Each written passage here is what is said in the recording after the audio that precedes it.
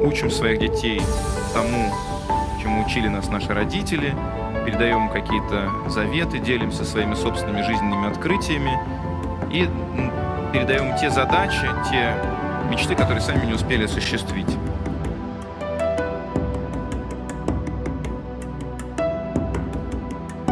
Поразительно.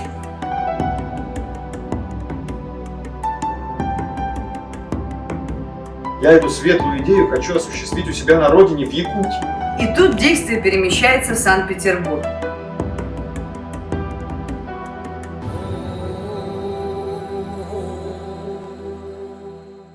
Доброе время суток. Мы начинаем наше финальное сегодня заседание в рамках школы драматургов Арктики, которое у нас состоялось в этом году как уникальный проект при поддержке Фонда президентских грантов, Фонда тотального диктанта, Музейного комплекса «Россия. Моя история», всех заинтересованных лиц. И мне очень приятно поприветствовать наших коллег, партнеров, организаторов проекта в Санкт-Петербурге.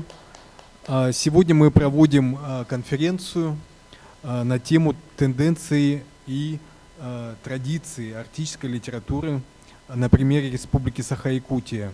И вот в этом отношении позавчера мы беседовали, предыдущая встреча у нас была совсем недавно, но мы уже соскучились. И вот я хочу вспомнить о том, что Ксения, когда говорила об особенностях тех отрывков произведений, которые исполняли артисты в Санкт-Петербурге, о том, что вот в тех представленных отрывках очень сильно звучит стихия, которая нас окружает. И я хочу обратить внимание на такую закономерность, да, вот возможно, наверное, каким-то символом нашей школы стал ледоход. Это одно из таких, значимых произведений Василия Егоровича Харысхала.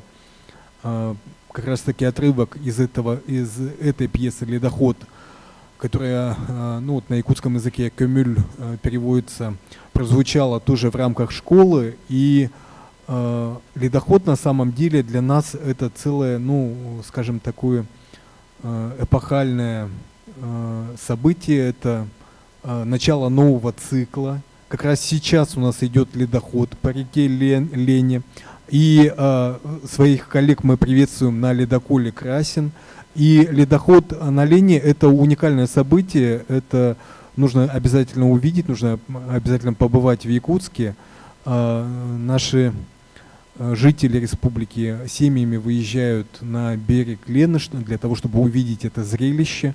У нас же река, она идет на север, впадает в Ледовитый океан, и море еще не освободилось ото льда, оно освобождается там позже, то есть получается у истоков уже свободна река, вода уже там прошла, а лед, он как бы имеет свойство накапливаться, да, он как бы перемалывается вообще все русло реки, буквально это огромное такое стихийное событие, которое за собой вообще толкает даже изменение климата, потому что погода меняется. У нас сейчас вот светит солнце, уже больше, чем 20 градусов, для нас наступило лето, но вместе с рекой идет, у нас даже вот снег начинает идти вместе с рекой, когда идет ледоход, меняется погода, меняется, вообще вот и погода, и климат, и настроение людей, меняется наша жизнь, мы никогда не знаем, чего ожидать от ледохода, потому что, у нас тоже бывают такие стихийные бедствия, и реки выходят из своих русел, и бывают стихийные бедствия. И вот в какой-то степени, мне кажется, вот это не случайно. Это очень символично, и на самом деле вот мышление северного человека, сознание северного человека, арктического человека, жителей республики, якутян, оно ищет такие символы, оно опирается на эти символы, и на самом деле оно о многом нам говорит. И, возможно, действительно мы вот какую-то волну такую подняли, мы надеемся, что то, что мы делаем, оставит след в жизни нашей республики и, возможно, всей страны. Тем более мы объединили под нашим проектом многие регионы.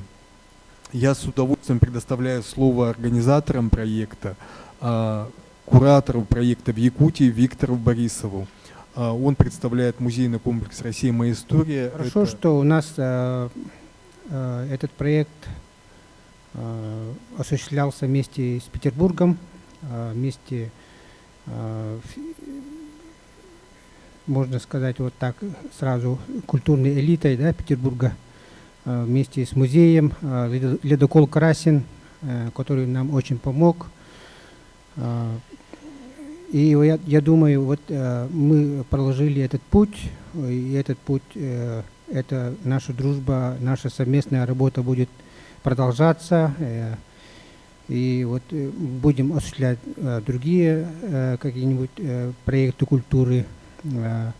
Благо идей у людей много, и вот эти инициативы я как председатель региональной общественной организации «Моя история» буду всемирно поддерживать. Спасибо, Виктор. Ну, я тоже вот ощутил себя, наверное, в какой-то экспедиции. Да? Любая экспедиция не проходит без трудностей, и для меня это тоже был такой поход в неизведанное. Вот, я очень рад тому, что в нашей команде, здесь, в Якутске, не только в Санкт-Петербурге, были профессионалы от телевидения. Дарья Ермолаева нас сопровождала, и вот под ее кураторством действовала наша техническая группа, Олег Желнин и со своими коллегами. Отдельная благодарность, давайте поаплодируем, наверное, всем, кто нас технически сопровождал. Я передаю микрофон Дарье Ермолаевой, креативному продюсеру проекта. Очень много было позитивных моментов, которые навсегда, наверное, запомнятся и сохранятся, но хотелось бы сказать вот такую, обратить внимание на то, что благодаря онлайн-трансляциям нам удалось найти такое огромное количество друзей и единомышленников, что я очень благодарна за это Миле Кудряшовой, автору нашего проекта «Школа драматургов Арктики». И думаю, что благодаря вот сотрудничеству Санкт-Петербурга и Якутска, Якутии, мы все больше и больше будем открывать новые дали и горизонты. Я думаю, что эти мастер-классы просто так не пройдут. Они сейчас будут лежать в сети интернет, они будут доступны каждому, кто интересуется театральным искусством. И, возможно, возникнут еще другие новые формы работы. Поэтому это только начало пути. И я благодарю всех, кто был заинтересован в этом проекте. Благодарю всех, кто заходил на YouTube-канал и смотрел мастер-классы, и еще будет возвращаться, потому что, как сказала наш театральный критик, Чусовская Валентина Александровна, она сказала, что все мастер-классы были разными, и ни один драматург не был похож на другого, то есть у каждого были свои, ну как сейчас говорят, свои фишки, какие-то изюминки, какие-то интересные творческие взлеты, и это, мне кажется, очень важно видеть молодым начинающим драматургам. Им потому что еще предстоит пройти сложный путь. Как раз у нас один из мастер-классов так и начинался, связанный со сложным путем драматурга, потому что, по мнению наших драматургов, мы поняли, что драматургов, к сожалению, не так много, во-первых. Во-вторых, их не балуют, потому что проза, она печатается, она действительно раскупается, огромными тиражами она выходит, если писатель пишет интересно, любопытно. Но драматургия – это все-таки другая специфика. И хорошо, что мы на эту тему поговорили, потому что сейчас очень многие обратят внимание на это. И, возможно, и народные театры Якутии в будущем, да, и другие регионы России примкнут к нам. И тогда школа драматургов Арктики будет путешествовать по всей России, а может быть по всем странам. Поэтому давайте мечтать, что все будет просто шикарно. Спасибо за внимание. Спасибо, Дарья. Ну, я с удовольствием передаю микрофон площадке в Санкт-Петербурге. Легендарный ледокол «Красин». Мы очень рады были слушать читки из рубки ледокола на наших мастер-классах.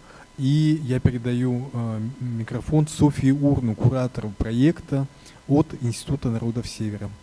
Мы приветствуем еще раз наших партнеров по проекту «Драматургия Арктики». И я начну наше вещание с доклада «Современные проблемы развития литературы народов Севера». Литература арктическая исторически насчитывает не более 100 лет. И наши литературы народов Севера называют младописьменными. Их возникновение совпадает с возникновением самой письменности, которая в 30-е годы разрабатывалась именно в Институте народов Севера, который мы сейчас представляем.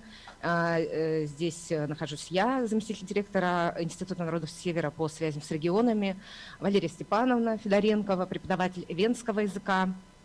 Здесь есть студенты из Якутии, которые также пришли как волонтеры. И студенты, которые приезжали в 30-е годы, они становились первыми писателями.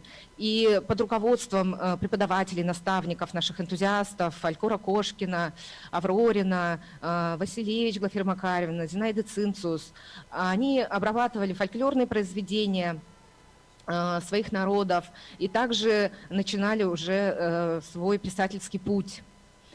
И благодаря этому в институте именно большинство писателей северных – это выпускники нашего Института народов Севера, который сейчас находится структурное подразделение РГПУ имени Герцена в Петербурге. И все годы советские, да, появлялись все новые писатели, целая плеяда писателей, которые, конечно, в своих произведениях прежде всего отражали свои традиции, мифологию, фольклор, быт коренных малочисленных народов Севера.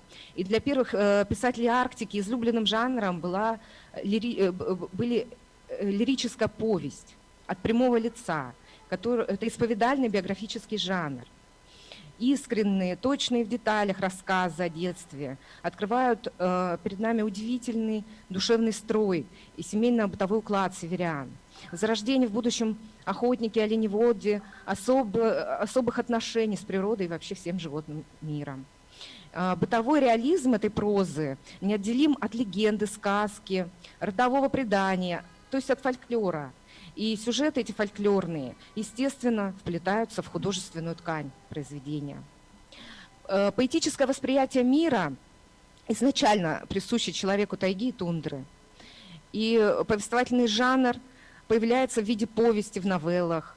Зачастую эти повести щедро пересыпаны стихами, заговоров, оберегов, личных песен, что свидетельствует о благотворном родстве северной поэзии и прозы, что и отличает нашу арктическую литературу. Литература отталкивается от исторических преданий и восходит к исторической повести и роману в произведениях наших северных писателей. В прозе звучит тревога за судьбу своей семьи, стойбища, рода и в целом своего этноса. Я назову имена тех писателей, которые творили именно в Якутии. Да, это уроженцы Якутии, юкагирский писатель Теки Адулок, Улуру-Адо, Николай Курилов, Семен Курилов, Геннадий Дичков, эвенские писатели Николай Тарабукин, Платон Ламутский, Василий Лебедев, Андрей Кривошапкин, Василий Кометинов, Варвара Белолюбская, эвенкийские писатели Николай Калитин, Дмитрий Абросимов и, конечно же, Галина Ивановна Варламова-Коптуке, которая была подругой моей мамы, уроженка Амурской области, но она прожила, вы, наверное, прекрасно ее знаете, всю жизнь в Якутске. И вот к 90-м годам, да, к началу 2000-х, вот этот всплеск наших арктических, да, всплеск, расцвет этой литературы, ну, он начинает угасать, и Может быть, это связано с общей ситуацией в стране социально-экономической. Вот в этой кризисной ситуации книгопечатание, вообще книжный рынок пострадали, и мало очень издавалось наших северных писателей. И практически мы не можем назвать, наверное, каких-то новых имен, которые появлялись бы в те годы. И на данный момент все-таки можно констатировать, что литература арктическая возрождается. Об этом будет говорить и моя коллега тоже, да, Валерия Степановна, об венской литературе.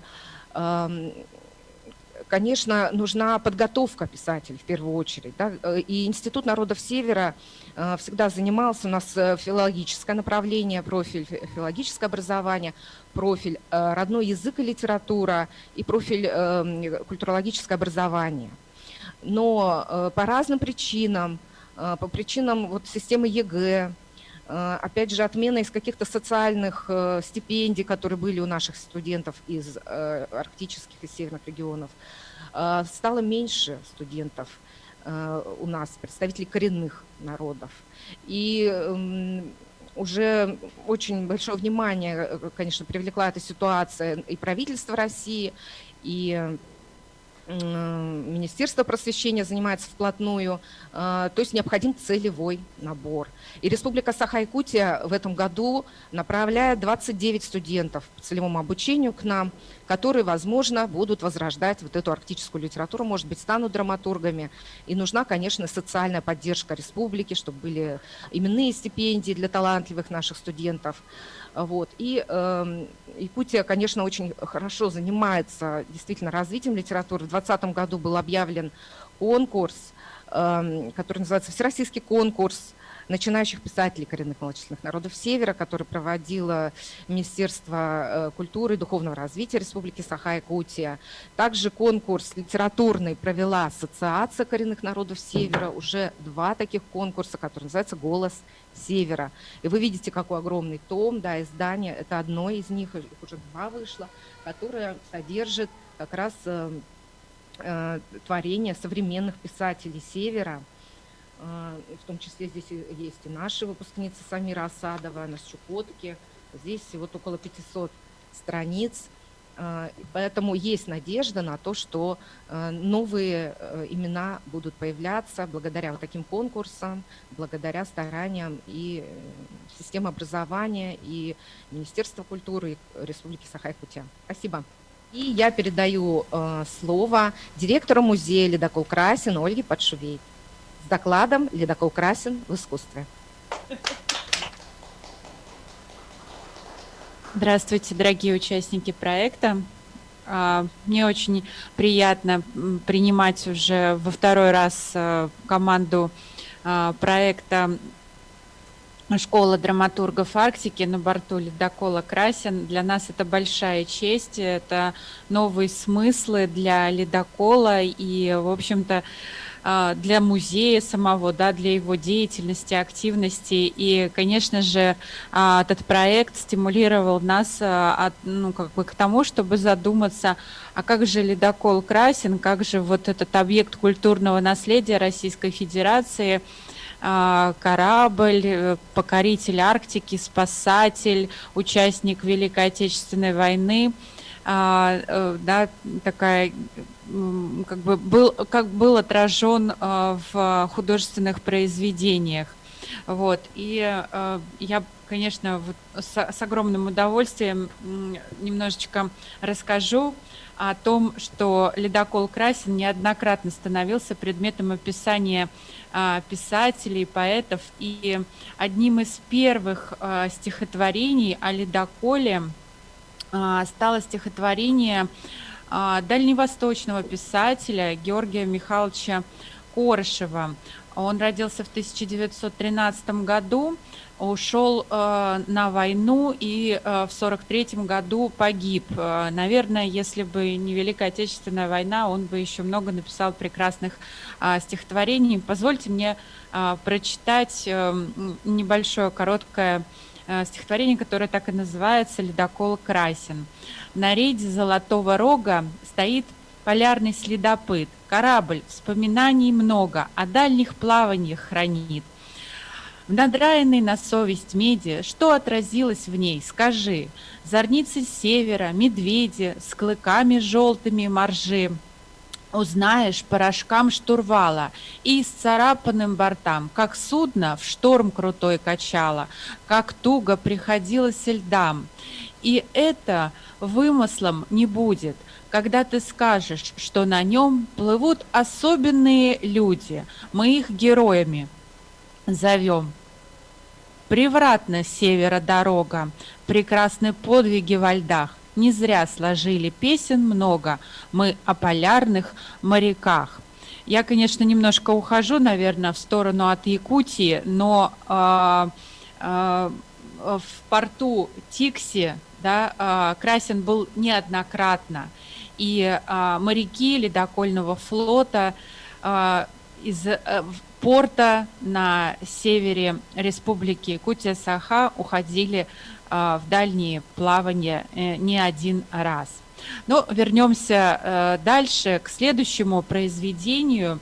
Это уже научно-популярная книга о ледоколе Красин, документальная повесть Эмилия Львовича Миндлина, 1900-1981 годы жизни. Миндлин был родом с Украины, но он с юных лет увлекался поэзией и театром. В 14 лет стал писать первые стихи в газетах. Он был знаком с многими писателями Серебряного века: Волошиным, Мандельштамом, Платоновым, а Марина Цветаева посвятила ему одно из своих своих стихотворений. Он много печатался и был специальным корреспондентом газеты «Вечерняя Москва». И в 1928 году, когда случилась трагедия дирижабля «Италия», ему дали полдня на то, чтобы собраться, и включили его в состав членов экипажа ледокола «Красин» в спасательную экспедицию, да, по спасению итальянцев. Вот. И он, как спецкорреспондент, каждый день сообщал сообщения, передавал репортажи о радиорубке, как проходит спасательная экспедиция, как проходят поиски, продвижение во льдах к лагерю итальянцев. И, конечно же, вот эта вот эпопея спасения итальянцев ледоколом Красин, она, в общем-то, стала уникальным эпизодом во всей истории нашего ледокола, может быть, в какой-то степени благодаря тому подвигу, да, и спасательной этой экспедиции ледокол был сохранен и модернизирован в 60-е годы, и потом стал музейным судном. И это уникальный, конечно, объект, который хранит память, да, и передает дальше молодому поколению, деткам. Я с абсолютной уверенностью хочу сказать, что ребята, школьники, когда приходят в музей, они с огромным интересом задают вопросы о Севере. И мы рассказываем, конечно же, не только о ледоколе, но и о коренных малочисленных народах, да, России. Вот. И поэтому, конечно же, вот этот проект, я больше чем уверена, он будет развиваться, и мы с огромным удовольствием всегда будем, ну, принимать участие во всех, ну, мероприятиях, да, и хотела бы пригласить к нам в гости обязательно партнеров из Якутии. Вот. Ну, значит, дальше, после 28 года, таким очень интересным моментом в нашей жизни, который тоже нашел свое отражение в литературе, конечно же, стала Великая Отечественная война, участие Красина в полярных конвоях. И следующая книжка, которая выходит, это «Красин в боевом походе» Николая Александровича Мерта. Причем этот человек, он был не просто писателем, да, автором, он был много лет был помощником, старшим помощником капитана Михаила Гавриловича Маркова. Это капитан был в годы Великой Отечественной войны. Да, и вот этот человек, он прошел весь путь на ледоколе. И потом в воспоминаниях писал, вот, по своим воспоминаниям написал такую удивительную книгу. В настоящее время также вот современные писатели приходят, изучают историю ледокола, спрашивают о каких-то исторических артефактах, да, уточняют ту или иную информацию и, соответственно, тоже пишут книги для детей. Вот, например, вот мы сотрудничаем с художником, такой Владислав Серов есть, да, вот он целую серию книг делает в виде комиксов для детей, да, ну вот эта книга посвящена героям-летчикам, да, спасателям, кто спасли челюскинцев, но она сделана специально для молодежи вот в виде таких вот комиксов, да, и сейчас Владислав работает как раз над книгой, посвященной ледоколу Красин. Может быть, вот такой формат интересный тоже будет, ну, как бы интересен там, да, и в рамках проекта рассказать о других, да, в таком формате рассказать другие истории, да, драматургические. Вот. Ну и, конечно же, в завершении просто хочу сказать, что такой замечательный был фильм снят «Красная палатка», но опять же 1928 год, вот, режиссер Михаил Колотозов, и это был такой, в 1969 году был снят фильм при участии итальянцев и англичан. Вот, на музыку Эннио Морриконе и Александра Зацепина. Вот, очень такой яркий художественный образ был создан Красина с севера, да, вот, и в кино. Вот, ну, я понимаю, что мой доклад, он как-то уклоняется от темы, но вот то пространство и то место, где мы находимся, вот оно вот такое. Вот, я возвращаю микрофон модератору. Спасибо большое за внимание. Спасибо. И далее мы предоставляем слово руководителю проекта «Школа драматургов Арктики» Миле Кудряшовой с темой «Медиапроект без границ. Новые форматы продвижения арктической литературы». Доброе время суток. Я думаю, что уже было много сказано в начале о нашем проекте, и была представлена якутская команда. Но я могу сказать, что в нашем проекте в Санкт-Петербурге, в Петергофе, в Севастополе, в Архангельске, в Находке и многих других городах работало более 30 человек. У нас был большой проект, во многом был он экспериментальный, и сейчас я рада приветствовать свою команду, которая сейчас собралась за столом. Это мы старые, проверенные партнеры, коллеги, с которыми мы вечно молодые, но проверенные, конечно же, с которыми мы делали не один проект. Проект «Школа драматургов Арктики» мы этот формат оттачивали на 4 открытых литературных школах. Мы начинали, первый президентский грант мы получили в 2019 году, и тогда мы стали экспериментировать с театральными читками.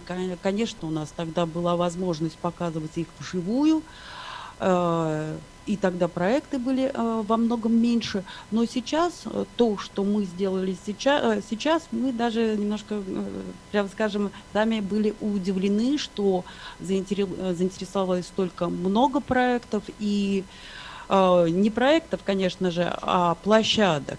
И мы вышли на очень большую аудиторию, но все равно мы сейчас заявили об арктической литературе, представили авторов. Но я думаю, что задача школы — это все-таки и близкое общение, и коммуникация между преподавателями, студентами, и выход новых произведений и новых театральных читок. Поэтому мы будем продолжать развивать, креативить новые форматы. И я передаю слово Якутску. Да, мы в обсуждении, возможно, в конце этого круглого стола родится какое-то направление, как бы мы хотели видеть эту школу дальше. Передаю слово. Спасибо большое. Я принимаю слово. Коллеги, мы очень благодарны нашим партнерам, организаторам, которые работают в разных уголках нашей большой страны.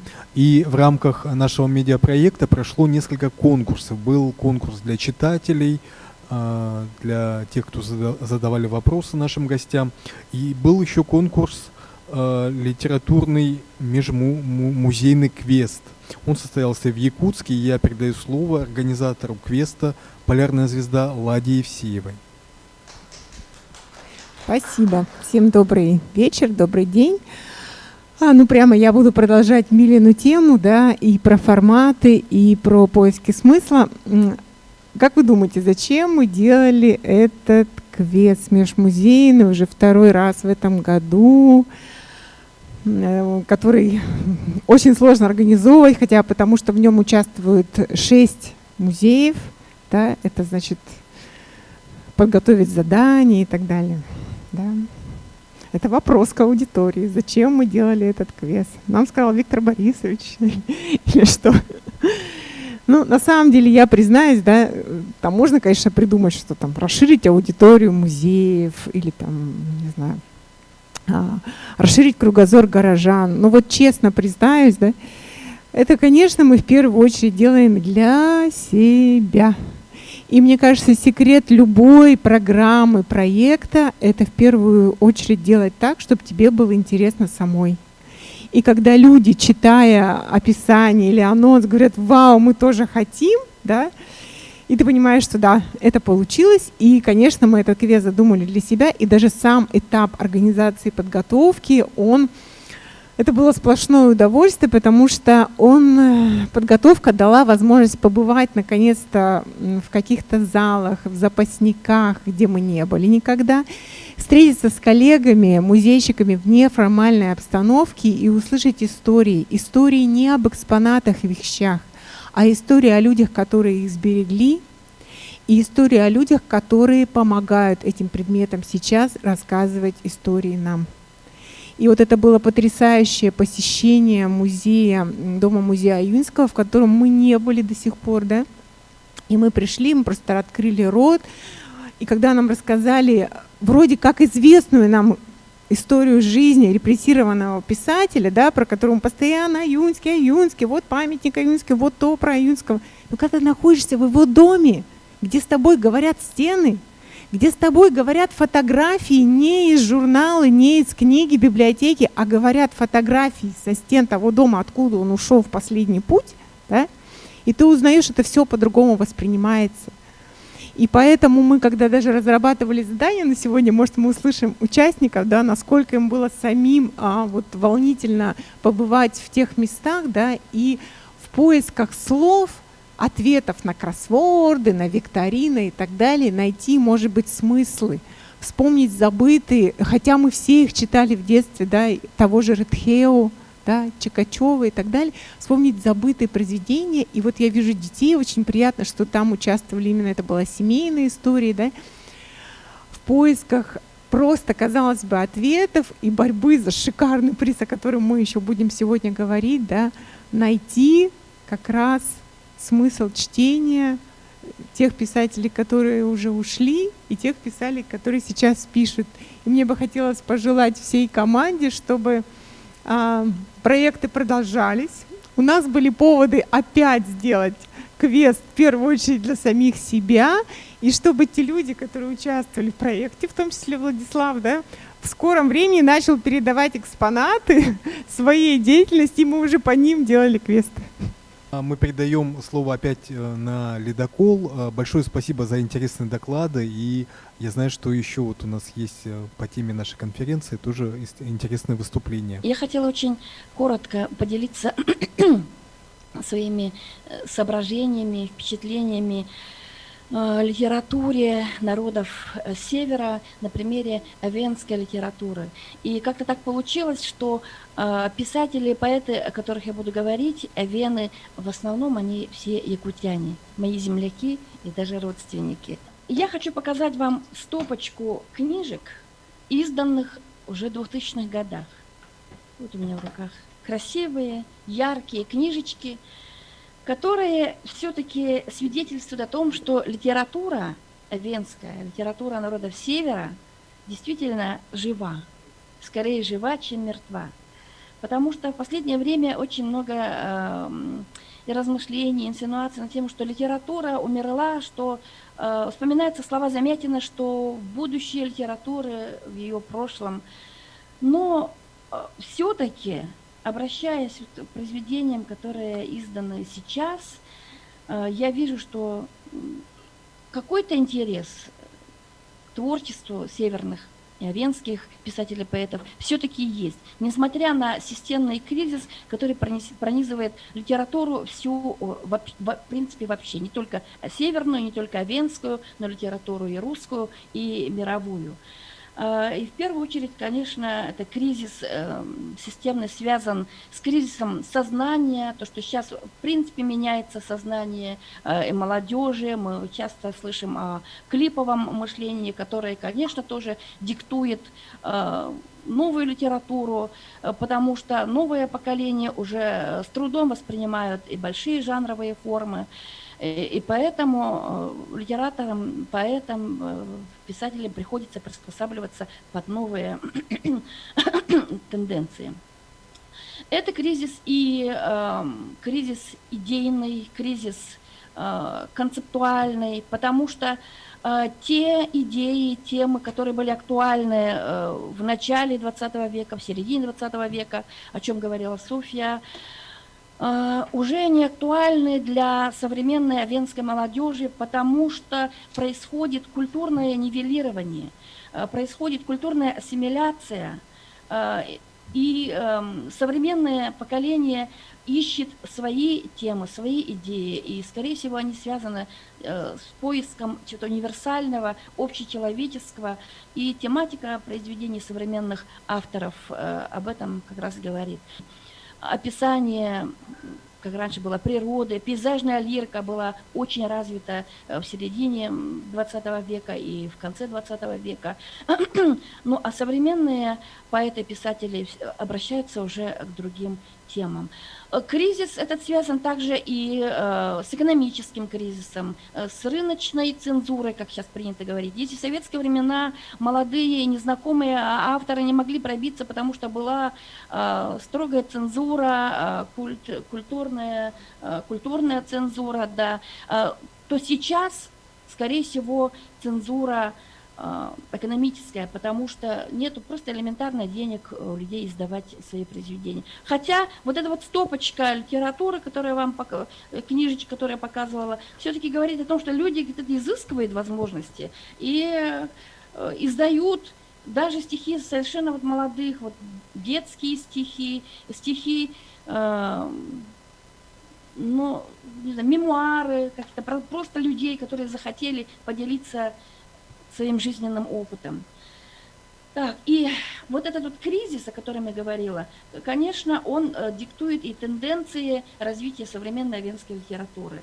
И основная тенденция – это смена авторитетов, смена имен, смена поколений авторов. Если Софья Александровна упоминала имена, которые являются нашим всем, это корифеи литературы, такие как Василий Спиридонович Кимитинов, который умер в прошлом году, Андрей Васильевич Кривошапкин, слава богу, он сделал еще одну фундаментальную работу, роман на авенском языке. Именно Андрей Васильевич, конечно, представляет нашу литературу на всех фронтах. У него прекрасно развиты и лирические произведения он пишет, развита лирика, ну и большие жанры, как вот роман авенский «Бине Ачмутнахавнек», буквально «Жизнь, бесконечный перевал», ну или так, «Дорога без конца». Итак, смена поколений. И следующая тенденция, которая связана с тем же кризисом сознания, кризисом идейным, это смена,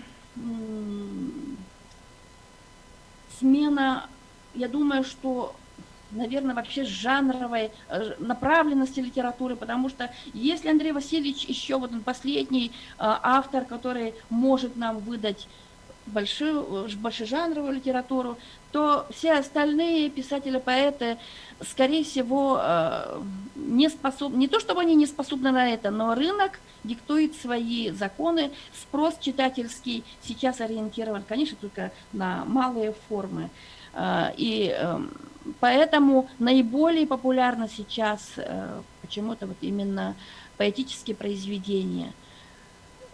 То есть смена жанров. Если раньше писатели писали прозаические произведения, то сейчас мы наблюдаем преобладание исключительно лирических малых жанров.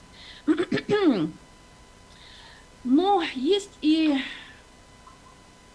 очень, я бы сказала, приятные и тенденции, и новости, связанные тоже с новыми именами.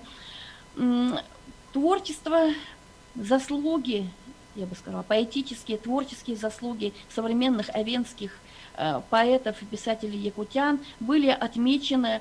Мой земляк Михаил Колесов, родственник, уроженец Авено-Бадантайского района, оленевод, который пишет на русском языке, это тоже связано с кризисом, о котором я говорила, который привел не просто к смене тем, идей, но и к смене языка, это культурное нивелирование. Конечно, оно способствует тому, что и писатели тоже некоторые поэты переходят уже и на язык якутский или русский. И Михаил Колесов в 2014 году получил очень престижную премию «Поэт года».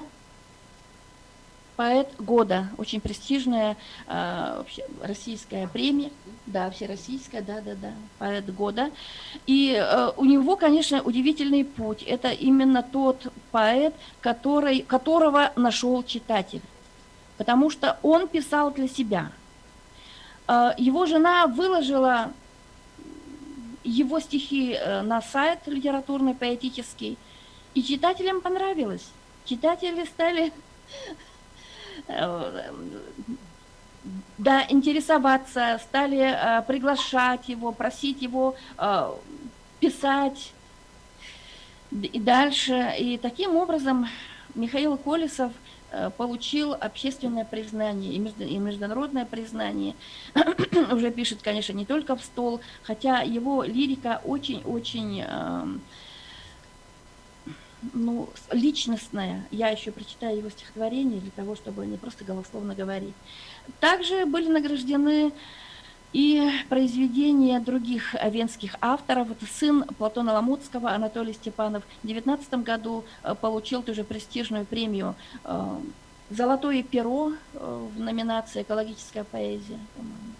Михаил Кривошапкин, тоже уроженец моего села, стал лауреатом премии «Голос Севера», которая ассоциация, да, проводила ассоциация, да. И наша землячка, тоже якутянка, авенская молодая поэтесса, получила международную премию Остана, премию Жиованни за вклад в развитие литератур малых миноритарных литератур. Так что эти факты, конечно, очень радуют меня и всех нас, авенов, да, и дают нам какую-то вот слабую надежду, что не прервется литературная связь поколений, и все-таки литература будет развиваться. Спасибо. Спасибо, Валерия Степановна. Очень интересная информация. И я передаю дальше слово писателю, ответственному секретарю журнала «Аврора» Илье Большову с темой журнала «Аврора. Вспоминая арктические проекты». Мне кажется, что вот одно из первых вот таких вот планов по знакомству нашего читателя с якутской литературой был осуществлен вот такой замысел именно в 2016 году. Я сейчас этот журнал держу у себя в руках. Все экземпляры, к сожалению, а может быть и к счастью, у нас из редакции ушли, я не нашел за 2016 год журнала. И вот, слава богу, что в архиве 2 журнала только сохранилось. Надеюсь, что они, конечно, попали и в Якутск. Я думаю, что 2 дня тому назад, позавчера, да, уже об этом говорили. Вот. Ну, благодаря замечательному переводчику и поэту, и писателю Евгению Каминскому у нас состоялась встреча, где он предложил, а он занимался и занимается переводами якутских поэтов, он предложил вот сделать выпуск, журнал посвященный, вот номер журнала, посвященный как раз современной якутской литературе. Это нас очень заинтересовало. Мы пошли навстречу, и в 2016 году вот этот журнал у нас появился. Он имел резонанс, он разошелся, его раскупили. К счастью, об этом я уже говорил.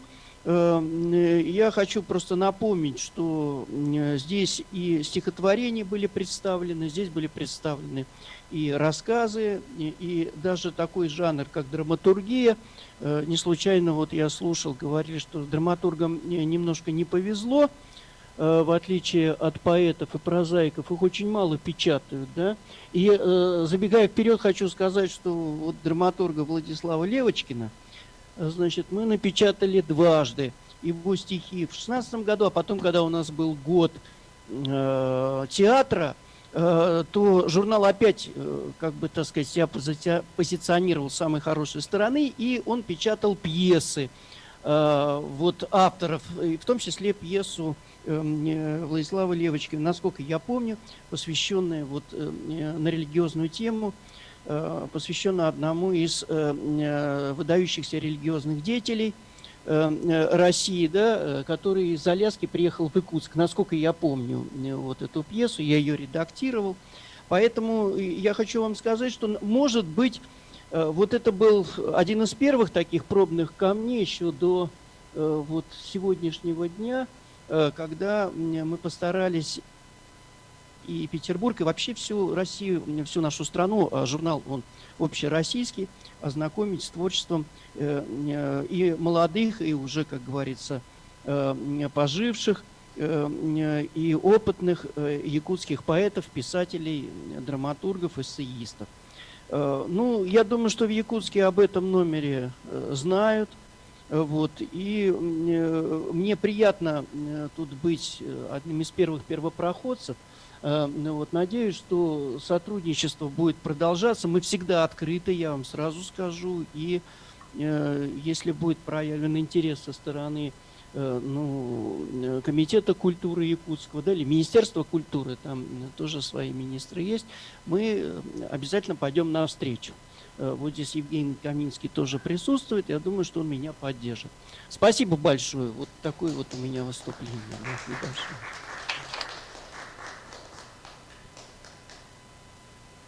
Да, и мы передаем дальше слово писателю и драматургу Ольге Погодиной-Кузьминой. Тема ее доклада «На перекрестке жанров. Проза, драма, сценарий». Выскажусь как практик дела художественного и театрального, и писательского, и имеющего отношение к кинематографу, так как я вот, наверное, тот не совсем частый случай, когда писатель, автор работает сразу в нескольких жанрах. У меня есть прозаические произведения, есть и довольно много постановок в театрах и страны, и за рубежом, и там около 7 или 8 полных метров картин, которые мы сделали или в соавторстве с другими авторами или самостоятельно. Может быть, кто-то смотрел и фильм «Облепиховое лето» о жизни и судьбе драматурга Вампилова с Андреем Мерзликиным в главной роли, или фильм «Герои» с Димой Биланом, или фильм «Телли и Толли». Это был очень интересный проект совместно вот как раз с драматургами из Дагестана, когда мы делали по рассказу сценарий, и затем он превратился в фильм. Совсем недавно, вот буквально 2 недели назад, в Москве на кинофестивале Московском международном была премьера фильма «Архипелаг», посвященного теме освоения Арктики, Шпицбергена в данном случае. Я там тоже поучаствовала в создании сценария, среди артистов там Андрей Мерзликин, с которым мы подружились за это время. И тема Арктики, тема освоения северных рубежей, она сегодня очень-очень актуальна. Мы это видим и знаем. И я хотела сказать, что и киностудии, и продюсеры, и театральное сообщество часто ищут интересные темы и сюжеты, какие-то необычные, неизбитые. Мы можем вспомнить сюжет, когда Михаил Дурненков, драматург, который участвовал в нашей конференции, а тоже вместе с молодыми драматургами Якутии давал мастер-класс, мы можем вспомнить, как вот он написал пьесу «Красная кружка» о полярниках, затем эта пьеса была поставлена, позже она превратилась в фильм «Как я провел этим летом», и, собственно, фильм получил немало наград международных, хотя он был снят довольно бюджетный, небольшое финансирование было, но в то же время довольно успешным. Именно за счет того, что идея, интересный сюжет, интересный взгляд, ракурс взгляда и необычная такая вот необычная история, которая многим зрителям показалась интересной. Поэтому хочу сказать, что кинематографисты и в Москве, и в Петербурге ищут интересные темы. В то же время начинает развиваться и региональная, немножко в последнее время кинематография. Вот мы сейчас какой-то проект делаем с иркутскими кинематографистами. И я думаю, что Якутия тоже здесь прекрасный пример того, как региональный кинематограф завоевывает сердца, умы и фестивали. Действительно, якутское кино очень известно и востребовано, и интересно. И один из наших встреч была посвящена такому диалогу нашему с Семеном Ермолаевым, вашим известным писателем, драматургом, автором сценариев к нескольким фильмам. И его фильм «Царь птица», очень милый, симпатичный фильм, который действительно отражает как-то и дух, и такую мистическую суть северной культуры, северного восприятия мира. И это, конечно, очень интересный опыт. И я поэтому молодым, начинающим драматургам, да и тем, кто уже работает в этой сфере, хочу сказать, что необходимо проявить больше как-то, наверное, дерзости, активности, присылать свои тексты на все конкурсы, на фестивали, не стесняться этого. Зачастую мы даже не подозреваем, как может здорово прозвучать какой-то необычный текст. Их читают, поверьте, и я сама, как участник, член жюри разных конкурсов, могу сказать, что тексты читают, изучают, и что-то интересное действительно всегда имеет шанс пробиться. Вот совсем недавно на киностудии «Линдок», с которой мы давно и тесно сотрудничаем, и с которой вот как раз мы сделали фильм «Архипелаг», проходил питчинг проектов, и я призываю вас не пренебрегать этими возможностями, участвовать в питчингах, напоминать о себе, может быть, даже присылать свои тексты в театры, потому что зачастую это тоже такой вот случайный, но счастливый случай может произойти в судьбе каждого из вас. Мне кажется, что это важно, верить в свои силы, понимать, что интересная история всегда будет востребована, она может зацепить продюсеров, и даже если вы потом будете работать и делать свой сценарий в соавторстве с каким-то более опытным сценаристом, это тоже все равно бывает очень-очень интересная работа. Я вот с удовольствием такими проектами занимаюсь. Вот. Поэтому, если у нас потом в конце мероприятия будут вопросы, с радостью на них отвечу. Вот. А сейчас передаю слово организаторам. Спасибо за внимание. Спасибо, Ольга. И мы передаем слово Владиславу Левочкину, нашей дорогой Якутии, и просим задавать вопросы присутствующим здесь коллегам. Спасибо, очень интересные выступления. Буквально каждое хочется отреагировать. Вот у всех прозвучало о том, что действительно жители республики и вообще севера и арктической зоны во многом, конечно, очень талантливы, и находятся такие самородки, которые хочется вывести вот, действительно в большой мир. И вот благодаря таким встречам мы действительно осознаем, что к нам есть интерес. Я думаю, вот таких самородков, как Михаил Колесов, допустим, нужно находить, искать, представлять широкой публике, поскольку их творчество может иметь вообще, ну, как бы, всероссийское, может быть, даже общемировое значение на самом деле. Спасибо Илье Владимировичу, Ольге Леонидовне за поддержку вот таких начинаний наших авторов. И, конечно же, мы надеемся, что в дальнейшем вы тоже будете с нами сотрудничать и помогать нам вот найти путь нашим молодым начинающим авторам, находить путь к читателю, потому что действительно без профессионалов, без сильных авторитетных людей в писательском сообществе, конечно, мы его не найдем. И нам очень важны эти связи. У нас тоже активно идет писательский процесс, есть ассоциация писателей, которая насчитывает достаточно большое количество творческих людей. Мы, конечно же, очень рассчитываем на то, что наши партнерские взаимоотношения будут наращиваться. Вот один из наших начинающих драматургов, который всегда был вместе с нами, я думаю, что у нее есть интересное мнение, интересные вопросы к участникам конференции. Здравствуйте, коллеги. Ну вот я очень хочу выразить благодарность за то, что вот эта вот школа драматургов Арктики состоялась. Я вот для себя, что действительно взяла, это я писала по какому-то наитию.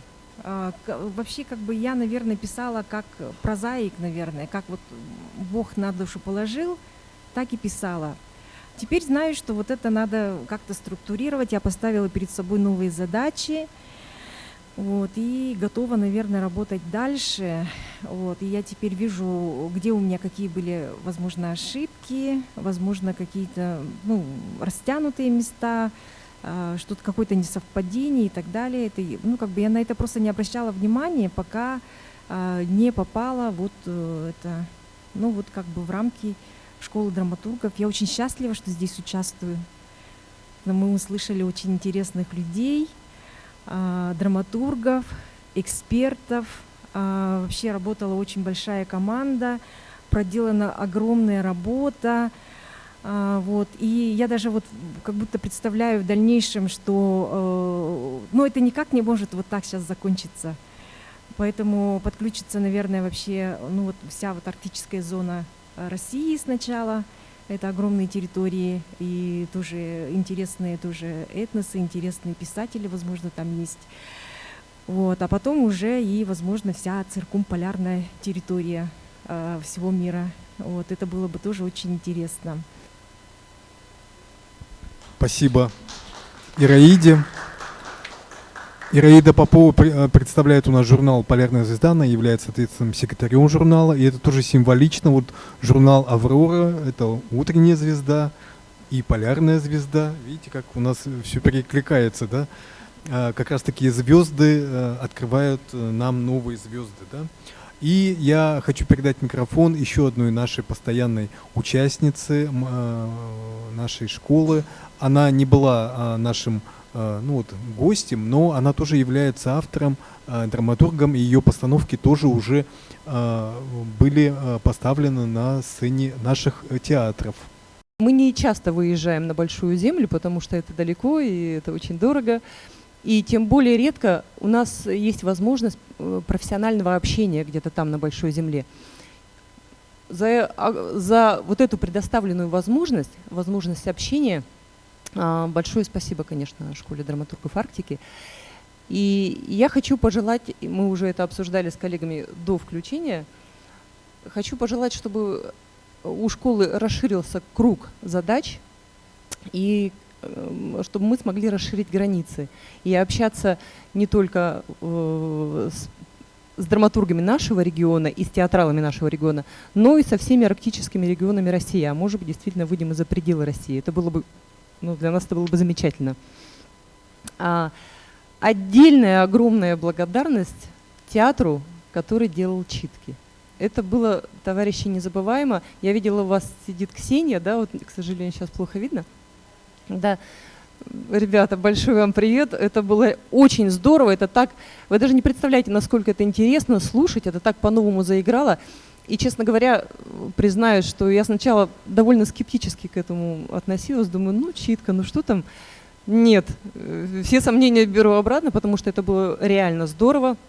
Ребята так вжились в образы в свои и совершенно по-новому открыли те тексты, которые мы как бы и так знали. Спасибо большое.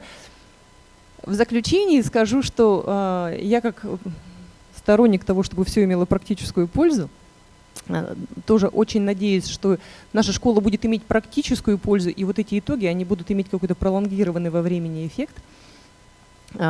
Для этого я уже задружилась в Фейсбуке и с Милой, и с Марией Ануфриевой, и мы с ней хорошо пообщались. И вот с Ксенией сегодня, да, она, по-моему, подтвердила тоже запрос мой. Огромное спасибо за такую вашу обратную связь. Мы с удовольствием будем стараться с вами сотрудничать. Надеюсь, что и вы будете нас слышать.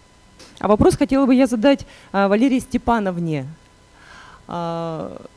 Я видела, что вот у вас стопка книг, и я так понимаю, что у вас есть аудитория для литературы, для той литературы, которая выходит на языках малочисленных народов Севера. Да, я преподаватель кафедры алтайских языков и литературы. И, конечно же, мы со студентами разбираем, анализируем, работаем с литературой. Я хотела сказать, есть такая небольшая проблема. У нас в городе существует театр «Гулун». Они бы и рады делать спектакли на языках малочисленных народов Севера, но, к сожалению, нет аудитории. Очень мало людей, которые владеют сейчас этими языками.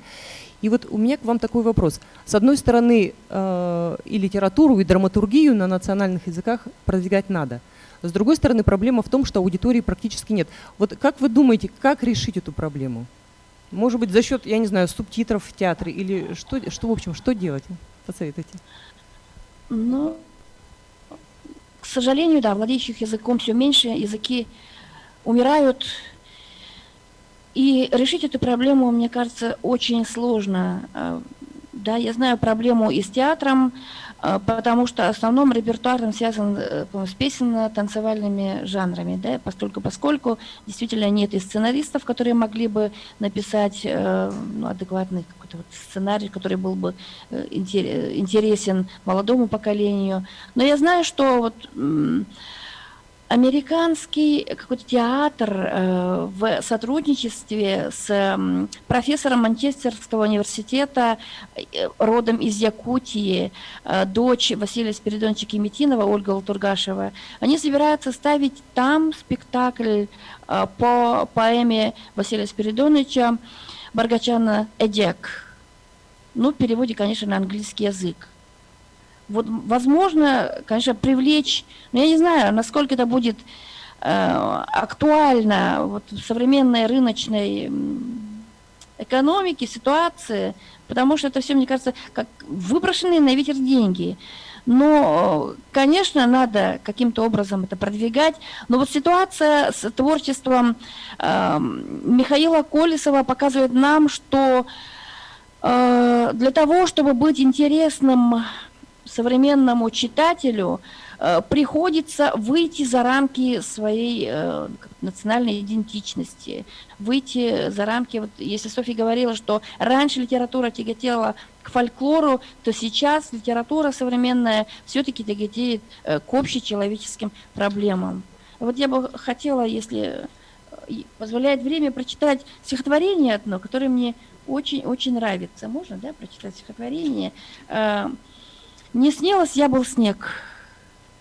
Михаил Колесов. «Мне снилось, я был снег, пушистый, невесомый.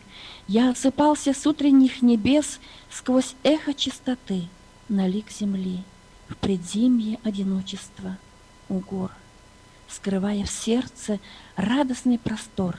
Мне снилось, я был снег, холодный, равнодушный. Я не поднялся к Млечному пути с тяжелых холодов, и вой пурги срывал с моих ладоней, словно дым, негромкое тепло твоих следов, под злобный смех безжалостных богов. Мне снилось, я был снег, усталый и веселый. Я улыбался солнечным ветрам, весенней вышине шептал стихи, искрился и мечтал у ног любви. И верил в красоту и мир. Я жил и девушкам подснежники дарил. Мне снилось, я был снег, я таял навсегда. Ну, не зря стихотворение Михаила Колесова нашли своего читателя, и он стал очень популярен.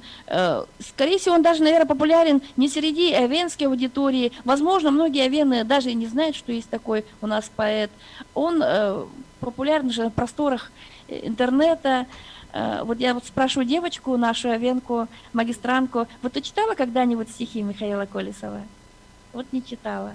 Да, вот, к сожалению. Но зато он известен другой аудитории, всероссийской, и очень популярен. Но вот сложно сказать, вот это вот авенская литература или нет. Вот когда автор авен, оленевод, но пишет, конечно же, на русском языке, и поэтому он стал популярен. Вот это вот проблема. Для того, чтобы стать популярным, чтобы выйти на, как говорится, широкую аудиторию, приходится вот наступать на ноги собственной, как говорится, песни и жертвовать чем-то своей национальной самобытностью, может быть. Можно я тоже добавлю по заданному вопросу? Вот свое мнение хочу высказать. Я культуролог по образованию, и культурологи анализируют, да, современную культуру, говорят о переходе, вообще о смене типов культур. Мы перешли от книжного типа культуры к экранному. И мы не можем осуждать, да, молодежь, что она не читает книг, или там дети, да, больше ориентированы на интернет, телевидение, да, то есть культура визуализируется. И здесь как раз, может быть, драматургия будет способствовать тому, что молодежь, извините, можно, да? Молодое поколение наши, вены, венки, кагиры, долганы, да, другие коренные малочисленные народы, они будут свой язык изучать уже через театр, через кинематограф. И вот эти постановки театральные на родных языках, они могли стать одним из средств как раз приобщения к родному языку. И были же и раньше телеспектакли, и сейчас можно все выкладывать онлайн и использовать как методические пособия, да, использовать в учебном процессе, просто приобщать молодежь, которая действительно ориентирована на визуальное восприятие культуры. И я хотела еще добавить, что наши северные писатели, они, конечно, в своей литературе, в своих произведениях отражают свой жизненный опыт, и арктическая проза наполнена такими острыми рубежными моментами жизни, борьбой со стихиями, трагическими сюжетами, с которыми сталкиваемся там на севере, как этнограф-полевик, много таких знаю трагических историй, каких-то героических даже, там у нас Сергей Кривошапкин тоже, да, Вен из Якутии, спас человека от нападения медведя, такой тоже поступок, и он награжден медалями различными, да, вот, и вот это очень все как бы настолько хороший материал для драматургии, и мне кажется, это как раз и дальнейшее развитие наших языков могло бы быть в этом. Передаем слово писателю Марии Ануфриевой с темой знакомства с современной якутской литературой на опыте ведения совместных проектов. Ну, я, как и все здесь присутствующие, имею опыт совместной работы с вашим регионом, с якутской литературой, и немного о нем расскажу. Я несколько лет вела проект «Грани Алроса» в литературной газете, где мы с определенной периодичностью публиковали якутских авторов, как классиков якутской литературы, так и современных. Признаюсь вам честно, когда мне поручили вести этот проект, я пришла в некоторый ужас, потому что, ну, я никогда, да, естественно, не была в Якутии, я не имела никакого представления о якутской литературе, и для меня это был, ну, как да, принято говорить, такой некий стартап. Я начала с того, что издалека я стала изучать городские форумы Якутска, чтобы понять вообще, чем живет народ, чем живет город, и потом уже перейти к писателям. Да? То есть мне было важно понять, в какой среде они живут. Вот. И таким образом я заочно познакомилась с Якутском, поняла, что в принципе на вашей литературной карте такая же ситуация, как и у нас в Петербурге. Вы нам в этом плане близки. У вас есть якутское отделение Союза писателей России, да, и Союз писателей Якутии. Да, то есть с разными членами, да, то есть с разными, возможно, идеологическими установками, и создана ассоциация писателей, которую возглавляет Олег Сидоров. Вот этого в Петербурге у нас, кстати, нету, и, возможно, нам как раз этого не хватает, то есть у вас такой позитивный опыт. И я, конечно, очень опасалась того, что в тех подборках, которые я буду публиковать в литературной газете, а я, естественно, несу за это полную ответственность, будет некий перекос. И я старалась соблюдать, да, баланс авторов, пишущих на русском языке, да, и переводной литературы, тех современных авторов, кто пишет на якутском языке и затем переводится на русский. За время работы я познакомилась со многими интересными людьми, в частности, вот здесь присутствует Евгений Каминский, переводчик якутской литературы, я затем передам ему слово. С Евгением мы делали очень интересный материал, посвященный юбилею анимпадиста Сафронова, Алампа. Также, наоборот, с якутской стороны, с вашей, вернее, якутской стороны, я познакомилась с замечательной переводчицей Аитой Шапошниковой. И хочу сказать, что все мои опасения были напрасны. То есть настолько открытых, доброжелательных, готовых к сотрудничеству писателей, поэтов, переводчиков я у нас не встречала. Мне было очень легко работать, и когда постфактум мы делали якутский номер «Дружба народов», о котором я рассказывала на нашей предыдущей встрече, у меня там был материал, который я назвала «Без разницы во времени». Действительно, вот эти вот 6 часов нас разделяет, да, у вас сейчас уже вечер. То есть вот этих 6 часов разницы для меня не существовало. И еще хочу, да, рассказать небольшую историю, которая для меня тоже стала очень показательной, и она просто положила начало вот, да, моему сотрудничеству. Нам нужно было наладить поставки литературной газеты в Якутск, да, а литературной газеты там не было. И руководство газеты, опять-таки, возможно, из-за разницы во времени, из-за каких-то там бюрократических, не знаю, проволочек, никак не могли связаться с, ну, собственно говоря, с холдингом Сахамедиа, например, да, и это поручили мне, как большому знатоку якутской литературы, а я на тот момент уже 2 недели была в теме, то есть я была уже специалистом, могла отличить Харысхала от Платона Аюнского и так далее, вот, и могла даже написать Олегу Сидорову, вот, и получить обратную связь, и этот вопрос поручили мне, совершенно административный вопрос, я не знала, что делать, а ответ нужно было дать вот уже утром, так сказать, отчитаться. И я не нашла ничего лучше, как пойти просто на сайт Сахамедиа, да, посмотреть, кто там генеральный директор, вот, и просто найти его в Фейсбуке, идентифицировать фотографию, понять, что это тот человек, который мне нужен, и написать ему просто в личные сообщения. Я такая-то, очень прошу меня извинить, значит, вот мне нужно то-то и то-то. Да, у нас это был уже, ну, грубо говоря, часа 4 или 5, то есть вы представляете, что у вас это была уже практически ночь, да, наверное, 12. То То есть такая наглость в квадрате. И каково же было мое удивление, когда буквально через несколько часов мне ответил генеральный директор холдинга Сахамедиа, ну, к сожалению, вот уже покойный, да, я о нем говорила, мы потом долго заочно дружили. Он мне ответил, поддержал проект, дал свою личную почту и свой личный мобильный телефон. И потом все вопросы мы с ним очень быстро напрямую решали. То есть вот это вот стало для меня очень показательным, потому что, конечно, в Москве и в Петербурге, я думаю, что такое письмо в личные сообщения, это, естественно, просто пальцем в небо. А вот у вас это все работает, и никогда я не получала отказов. Мы, кстати, много работали с администрацией Мирнинского района, где выходит альманах и Вилюйские зори.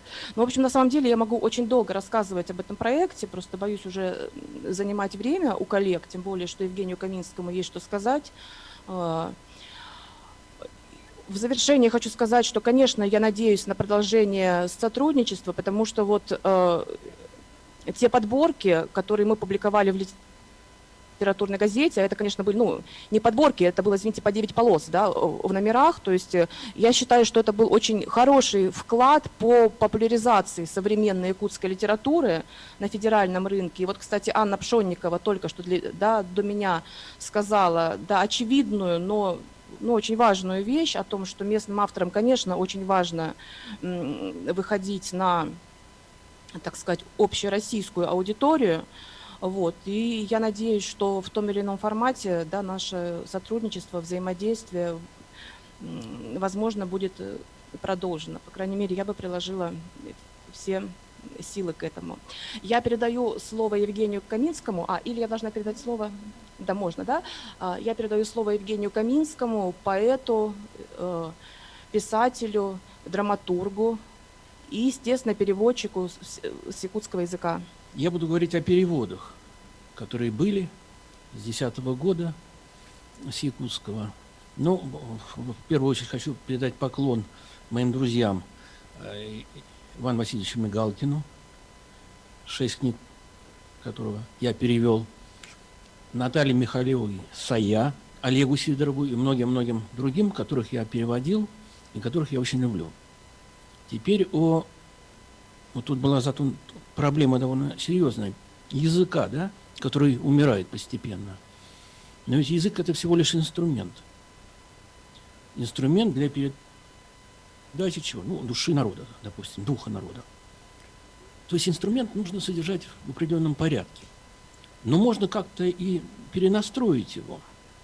Я полагаю, что все-таки в первую очередь, первейшая задача — сохранить эту самую душу народа и передать ее из одной культуры в другую, скажем, из якутской культуры в русскую культуру. Для этого существует, конечно, переводчик. Переводчик, в первую очередь, конечно, должен быть, если это перевод поэзии, то быть поэтом, несомненно. В первую очередь поэтом, а уже потом переводчиком. То же самое касается прозы. Просто якутской литературы нужны хорошие прозаики и хорошие поэты. И тогда все будет в порядке, все будет отлично. Вообще-то литература, и якутская в частности, это такая большая поляна цветов, на которой растут разные цветы. Многие цветы известны на русской поляне. 5-10. А остальные 200, 500. Их тоже нужно знать. Для того, чтобы всю эту поляну сохранить в культуре, для того, чтобы сделать ее общедоступной, скажем, для русского читателя, нужны переводы. Переводы. В последнее время как-то вот эта вот обратная связь прекратилась. Вот последняя встреча переводчиков с писателями Якутии была в 2017 году. Вот у меня фотография. Здесь группа переводчиков во главе с Максимом Амелиным. 17-й год, мы в гостях у председателя собрания якутского, Жиркова. Вот. После этой встречи уже ничего не было никаких контактов. И вот это вот переливание крови, я считаю, что перевод — это как бы переливание литературной крови, оно закончилось. Я призываю сейчас вот сидящих по ту сторону экрана коллег вот возобновить эти практики и возобновить переводческую деятельность. Я готов переводить и прозу, и поэзию. У меня в активе там 15 авторов. А я знаю, что в Якутии больше 150 хороших поэтов и прозаиков. Давайте освещать всю поляну. Даже без одного цветочка эта поляна будет неполной, незавершенной. Ну вот все, что я хотел сказать. Спасибо большое, но мы, наверное, просим микрофон оставить у вас, да, очень интересные выступления и очень нужные, очень ценные. Я думаю, что вообще все наши деятели литературы тоже вдохновятся, и вообще очень приятно было познакомиться очно с Марией, с Евгением. Я действительно о вас тоже очень много слышал и от наших коллег, от наших партнеров. Я думаю, что вот как раз-таки формат такого дистанционного общения, он имеет свои тоже преимущества, и невзирая ни на какие расстояния, мы можем сейчас пообщаться, и действительно очень важные темы для нас затронуть. И то, о чем вы говорите, действительно, я думаю, что стоит нам обратить на это внимание. Я думаю, что, возможно, у нас усилится сотрудничество в этом отношении. И просим тогда вот следующее выступление. У нас времени не так много остается, а еще есть много чего запланировано. И мы передаем слово драматургу, театральному режиссеру Ксении Никитиной с темой «Особенности работы с якутской прозой на ледоколе «Красин». Если говорить о театральных читках, то в данном формате это были видеотеатральные читки, что уже несколько иной жанр. И театральные читки подразумевают за собой минимализм, когда идет только разбор текста по характерам и образом, как вычленяется главная мысль отрывка или всего произведения, в зависимости от того, сколько мы читаем, и делается подбор актеров под образы. В данном случае антураж ледокола был очень мощным звеном, которое диктовало свои условия. Но так как якутская проза, в большей степени была проза, все-таки, а не драматургия, она подразумевает, как я уже говорила, стихию и влияние обстоятельств севера, природы на формирование личности персонажа, то наличие такой строгой и волевой структуры ледокола скорее подчеркивало тексты якутских авторов. Поэтому я думаю, что «Ледокол Красин» — это отличный выбор для читок в данном контексте. Ну а про то, что театральные читки могут быть совершенно в разных местах, расскажет моя коллега, тоже драматург, Евгения Алексеева. Я буду краткой. Мой доклад называется «Написание текста для внесценических пространств».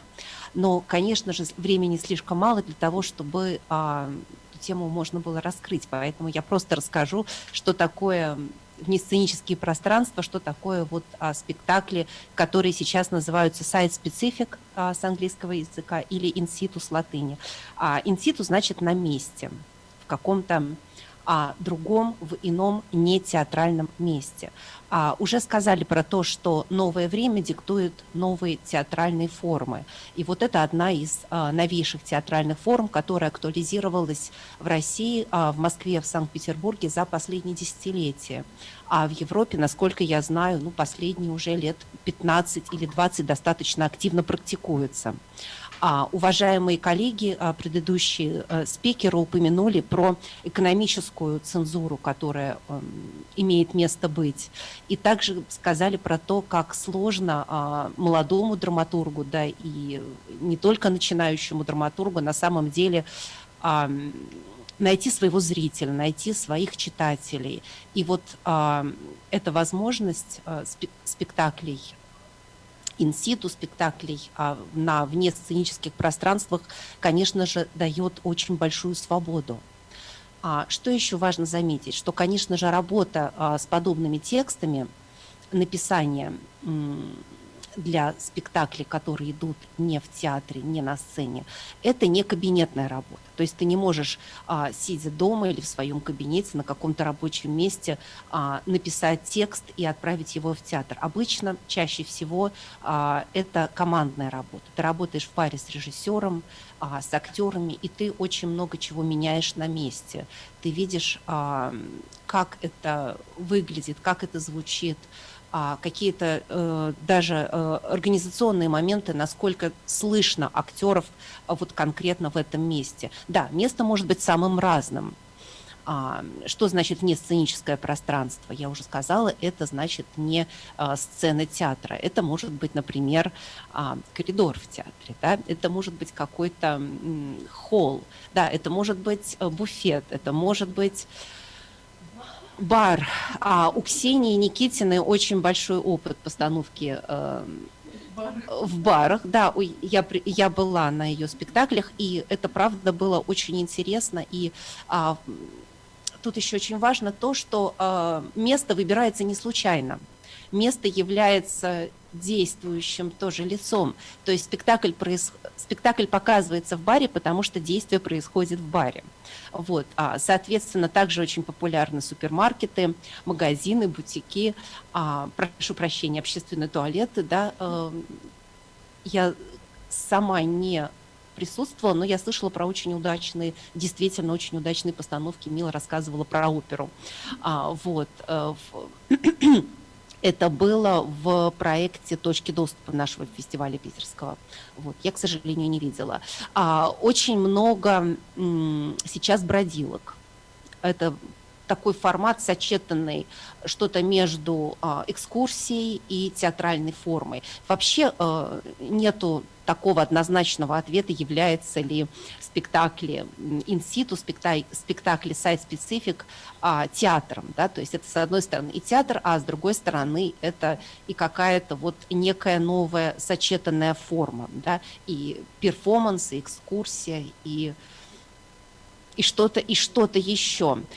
Замечательный театральный исследователь Мак Лукас говорит о триединстве, такой вот своего рода Святой Троицы, где одновременно действует и пространство, в котором играется спектакль, и идея, которую привносит режиссер, и зрители, которые вот участвуют, да, которые балансируют между погружением вот в эту историческую обстановку, вот это вот географическое пространство, и между восприятием современного контекста, да, что сейчас происходит. Допустим, ведутся какие-то дорожные работы, ремонт здания, да, что-то едет, какие-то странные люди идут, понимаете? И это тоже воздействует на зрителя, это тоже нельзя, конечно же, игнорировать.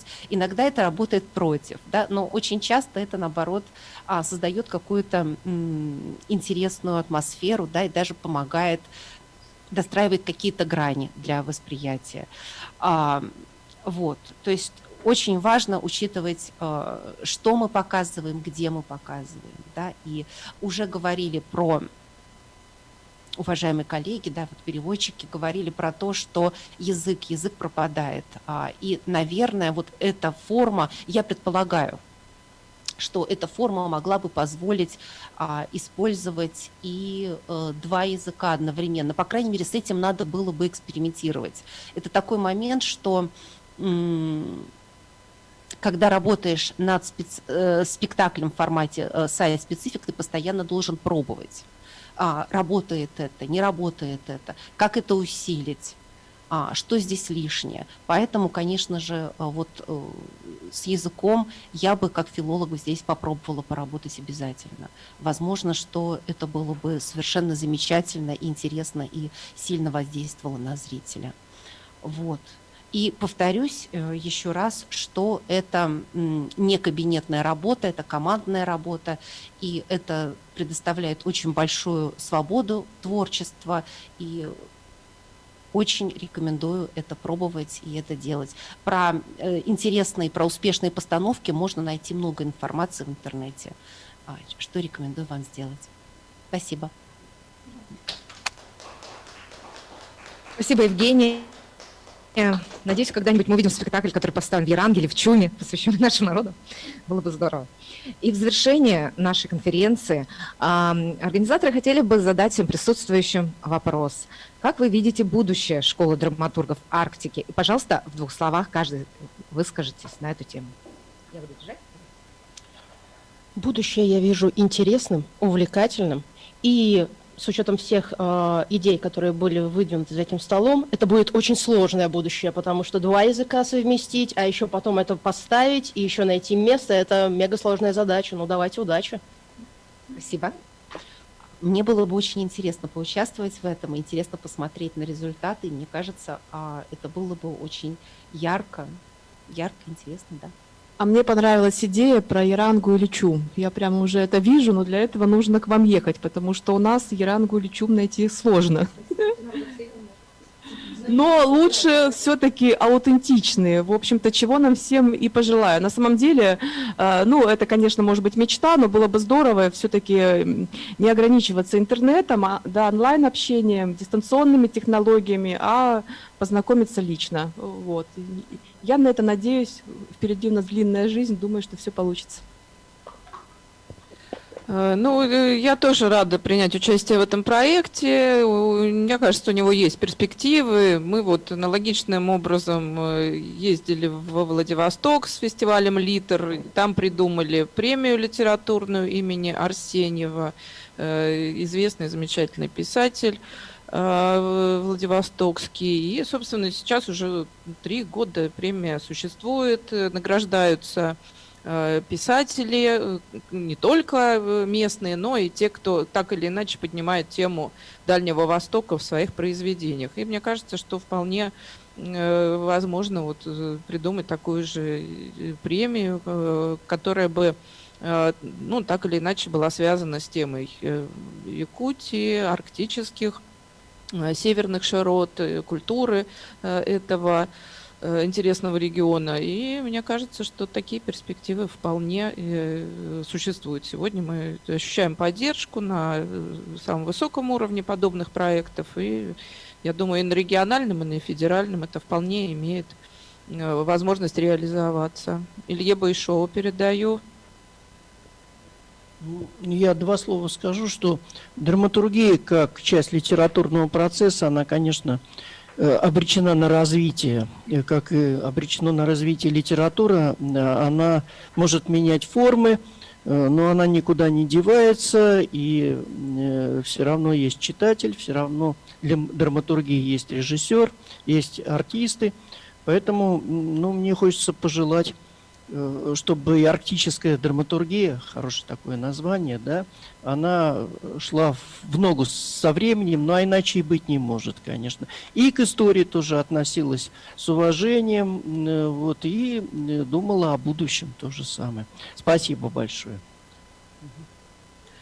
Ну, я бы хотела предложить включить ледокол «Красин» и площадку музея в проект как площадку для постановок театральных. Добро пожаловать! Наш салон команды будет очень рад вашим постановкам.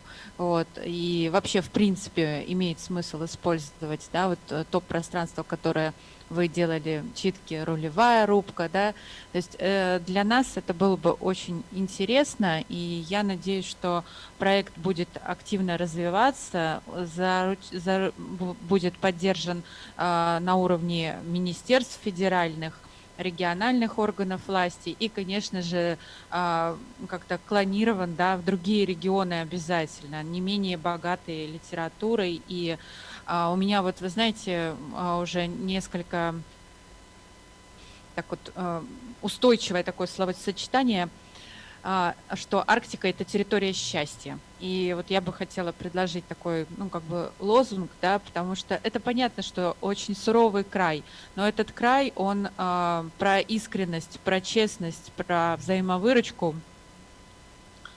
И, наверное, сама природа не дает права на ошибку, и это тот смысл, который передается, лучше всего передается в прозе, в стихах, в языках. И мне кажется, культурная жизнь Санкт-Петербурга засияла бы как северное сияние, если бы спектакли проходили на национальных языках, да, а на русском можно и прочитать сценарий. Поэтому я вот как бы предлагаю со своей стороны площадку музея для таких спектаклей. Мне кажется, что нужно стремиться к тому, чтобы делать постановки на родных языках, на языках коренных народов, да, Якутии, ну как бы Якутии, да, других регионов. Вот. Ну и я как ледокол пойдем в светлое будущее. Спасибо. Ледокол, он настоящий ледокол. Тут есть экипаж, есть каюты для гостей. Поэтому наш приз, специальный приз, это сюрприз для участников литературного квеста, да, проживание в каюте на ледоколе. Кто у нас победитель? Было бы очень интересно узнать. На самом деле было очень сложно выбрать, потому что две команды шли нос к носу. Вот нос к носу, и только с лечением ответов, да, количеством букв и слов мы вот выявили с трудом победителя. Так что сначала мы все-таки награждаем второе место команду «Сахатик», которая получает призы от музеев города, и в том числе от нашего. И у них тоже будет такой приз, сертификат на посещение исторического парка в Москве. Так что вам нужно доехать до Москвы. И очень приятно, да, очень приятно наградить команду, семью Атласовых, вот всю семью, да, которые уже не первый раз участвуют вообще в активностях парка и участвовали в первом межмузейном квесте, по-моему, тогда чуть-чуть не дошли, да? Вы собираетесь выходить, нет?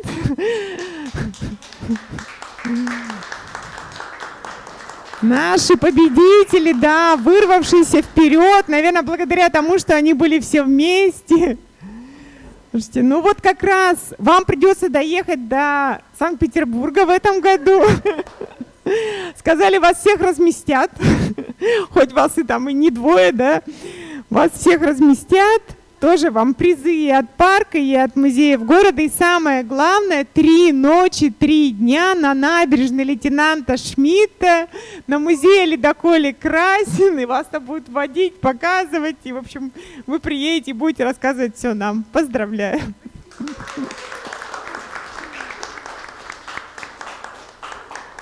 Так, ну, я хотел бы сказать о том, что проект, наверное, будет интересным, поскольку вообще мир развивается в сторону усложнения, и, конечно, хотелось бы, чтобы с этим усложнением мы не потеряли самого главного. Пусть, ну, та чистота, та открытость, которая у нас в проекте вот сложилась, и дружеская атмосфера, пусть они сохранятся. Позвольте этим воспользоваться и наградить участника, победителя еще одного конкурса, который назывался «Задай вопрос автору», проводился в рамках нашего проекта. В марте этого года победительница, студентка Арктического государственного института культуры и искусств Владислава Яковлева, она сейчас присутствует у нас, пришла. Вот, Владислава, поздравляю. И вам ваш вопрос был отмечен драматургом Иваном Иннокентьевым. И вот книги Ивана Иннокентьева вместе с их автографами мы торжественно вручаем победителю нашего конкурса. Владислава, желаю тебе всего наилучшего. Может быть, ты пополнишь ряды в будущем вот, наших драматургов, наших прозаиков Сибири. Вот. Желаю тебе успехов. Попутного ветра нашему проекту, потому что это только начало. Так что наши мечты пусть реализуются в жизнь. Спасибо всем за то, что этот проект был, и я думаю, что будет иметь продолжение. Друзья, ну, желаю только одного. Давайте общаться дальше, давайте сотрудничать, давайте дружить. Мы к вам обязательно приедем, ну и вы к нам тоже приезжайте. Счастливо. Уважаемые коллеги, я тоже поздравляю с тем, что вот этот проект у нас состоялся. И тоже желаю, чтобы в дальнейшем у нас было такое живое уже общение. Я надеюсь, что у нас ну, вот эта история с коронавирусом когда-нибудь закончится. И я с удовольствием бы я приехала бы в гости. И надеюсь, что у нас тоже будет возможность вызвать вас тоже в гости к нам. Желаю, чтобы побольше было общения, да, и обмена информацией, и в том числе вот, чтобы состоялось развитие и структурирование какого-то творческой жилки нашего пишущего народа. Нам нужны тексты для иммерсивных спектаклей, театрализованных краеведческих прогулок. Вот если вы это напишете, мы это тут же поставим с местными актерами, и прямо, я не знаю, мне кажется, там будет колоссальный успех. Мила, передаем микрофон вам. Видеоконтент, который мы сделаем, он будет передан ну, практически во все арктические регионы и в регионы нашей страны, от полуострова Крым до Дальнего Востока. То есть у всех библиотек, которые сейчас в эпоху пандемии перешли на видеоконтент, в библиотеке будет наш проект. Проект продолжается, к нам хотят присоединиться несколько других арктических регионов, так что ледокол красен, снова в путь. Ну что ж, фотография, общее фотографирование на память по нашей традиции, да?